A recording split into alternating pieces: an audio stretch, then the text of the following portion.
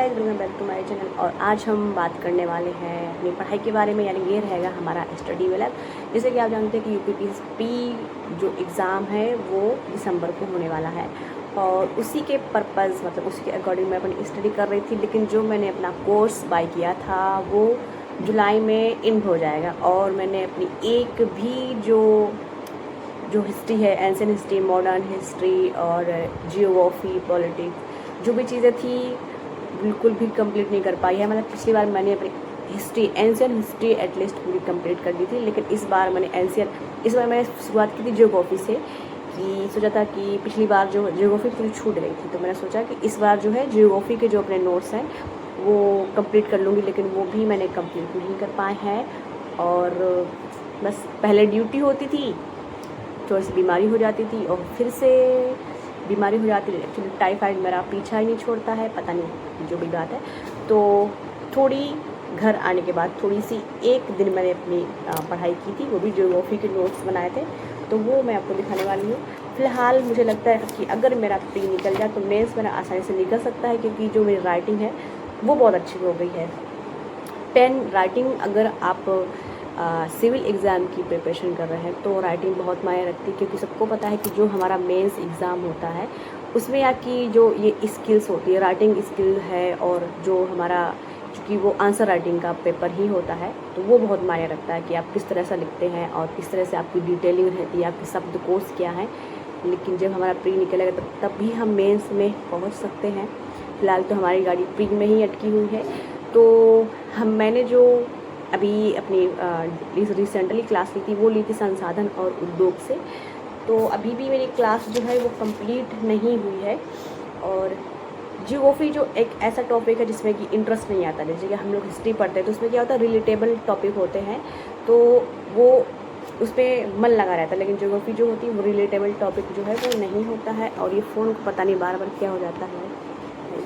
Okay, तो हम दिखाने वाले हैं आपको अपने संसाधन और उद्योग के जो हमारे नोट्स हैं वो। और मैं बिल्कुल भी ब्लू पेन के अलावा कोई भी पेन इस्तेमाल नहीं कर रही, ना रेड पेन ना ब्लैक पेन, क्योंकि इतना टाइम नहीं बचा है। और मुझे बस इस बात की टेंशन कि मेरे 2000 रुपये चले जाएंगे, क्योंकि जुलाई में ये जो मेरा जो कोर्स है वो ख़त्म हो जाएगा, है ना। उसका जो परचेज़ हो फिर मेरे पास नहीं रहेगा।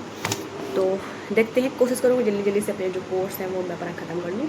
तो ये मेरे जो नोट्स है संसाधन और उद्योग, काफ़ी इंटरेस्टिंग मुझे लगा था, क्योंकि संसाधनों को फिर हम 2 भाग में बांट लेते हैं। पहले मैंने लिख ली डेफिनीसन कि वैसे भी वस्तुएं पदार्थ जिनमें मानवीय आवश्यकताओं की पूर्ति की क्षमता होती है वो संसाधन होते हैं। बस संसाधन होते हैं। संसाधन को हम कई कैटेगरी में बांट सकते हैं। पहले हमने बांट लिया है परंपरागत, फिर गैर परंपरागत।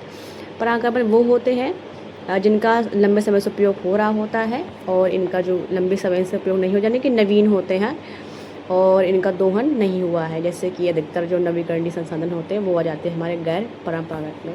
फिर संसाधन को हम और बांट सकते हैं, अनवीकरणीय और नवीकरणीय में बांट सकते हैं। अनवीकरणीय क्या होते हैं, जिनका जो पुनः उपयोग ना हो वो हमारे अनवीकरणीय होते हैं। नवीकरणीय होते हैं जिनका हम पुनर्उपयोग कर सकते हैं, जैसे कि सौर ऊर्जा, पवन ऊर्जा, भूतापी, तरंग ऊर्जा, ये हम पुनः उपयोग कर सकते हैं। फिर संसाधन को हम और भी बांट सकते हैं, खनिज संसाधन, ऊर्जा संसाधन। तो खनिज को हम 2 बांट सकते हैं, धात्विक और अधात्विक खनिज। वैसे में लौह आ जाएंगे, धात्विक को भी हम 2 में बांट लेंगे, लौह खनिज और आलोक खनिज में। जैसे लौह में हो जाएगा हमारा आयरन हो गया, निकिल हो गया, कॉपर हो गया। आलोक में हो जाएगा ये AuPt और Hg। फिर अधात्विक जिसमें धातु का अंश ना हो, यानी कि चूना पत्थर हो गया, डोलोमाइट हो गया, अभ्रक, जिप्सम।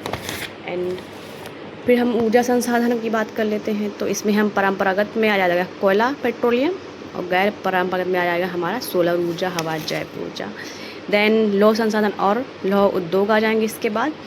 ये थोड़ा याद करना बहुत मुश्किल होता है। यहाँ पर हम लौह अयस्क के बारे में लिख रखा है कि जो धारवाड़ चट्टानों में पाया जाता है, जो हमारे लौह अयस्क होते हैं उसमें भी मैग्नेटाइट, हेमेटाइट, लिमोनाइट, सिडराइट। जो पॉइंट इसमें याद रखने वाला वही है कि भारत में अधिकतर जो है हमारा हेमेटाइट अयस्क पाया जाता है, और मैग्नेटाइट जो है बहुत कम भारत में पाया जाता है, वो भी कर्नाटक में पाया जाता है, और कुछ छत्तीसगढ़ क्षेत्र में हमारा जो है वो मैग्नेटाइट पाया जाता है। फिर ये उद्योग लिख लिया, जैसे चित्रमंगलुरु में हो और बेल्लारी कर्नाटक में हो गया। वेलाडिला और जो दिल्ली का लहरा है वो छत्तीसगढ़ हो गया।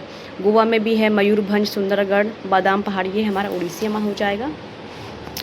दुर्गा रूप पता ही, पश्चिम बंगाल, राउरकेला, उड़ीसा, भिलाई, छत्तीसगढ़। और ये द्वितीय पंचवर्षीय योजना में लगे थे, जो दुर्गापुर, राउरकेला और भिलाई है 1956 से 1961, जो हमारी द्वितीय पंचवर्षीय योजना का जो हमारा समय था।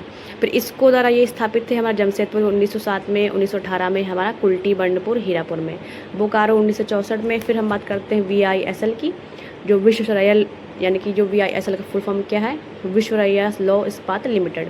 1923 में मैसूर में लगा था आयरन। 1962 में सरकार द्वारा ये लगा था भद्रावली में। 1975 में इसको VISL नाम दे दिया गया था। फिर विशाखापत्तनम में भी है हमारा आयरन स्टील, कच्चा माल जो है उत्पादन के लिए फेमस है।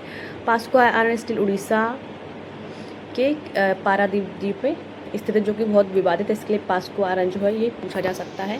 फिलहाल मैंने अपना उद्योग और संसाधन में इतना ही क्लास कंप्लीट की थी, क्योंकि मेरा मन नहीं लग रहा था। मन तो वैसे भी नहीं लगता, मन लगाना पड़ता है। दैन अभी मैं सोच रही हूँ फिर से अपनी क्लास जो है पूरी कंप्लीट कर लेती हूँ। और टाइम बहुत जून भर का ही टाइम है, जुलाई में मेरा जो परचेज है वो ख़त्म हो जाएगा।